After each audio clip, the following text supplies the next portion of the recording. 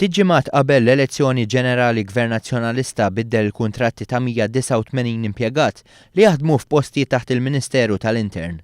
Bel minn wieħed definit għal wieħed indefinit. Dan kien ifisser li l-ħaddiema saru tal-post fl-entità jew fl-aġenzija li jkunu jaħdmu fiha. L-approvazzjoni biex dawn il-kuntratti jinbidlu ngħatat fl-14 ta' Jannar tal-2013. Dakinhar is-Segretarju Permanenti approva dawn il-kuntratti maċ-ċivil. Fil-waqt li responsabbli mill-intern kien hemm l-eks Prim Ministru Lorenz Gonzi. Clerks, amministraturi uffiċjali tad-detenzjoni u ħaddiema fil-qasam tal-ICT kienu fost dawk li nataw dawn il-kuntratti. Din l-informazzjoni ħarġet wara mistoqsija parlamentari mill-Wib tal-Gvern Carmelo Abela lill-Ministru tal-Internu s-Sigurtà Nazzjonali Manuel Malija.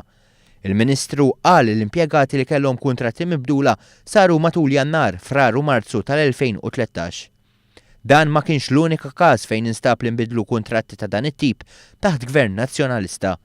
Tant li fil-Ministeru għar-Riżorsi u l-Affarijiet Rurali mmexxi mill-eks Ministru George Puluccino, 84 impjegat kellhom kuntratt mibdul għal wieħed indefinit. Għalhekk b'kollox kienu 273 ħaddiem li kellhom kuntratt indefiniti. Dan minn żewġ ministeri biss.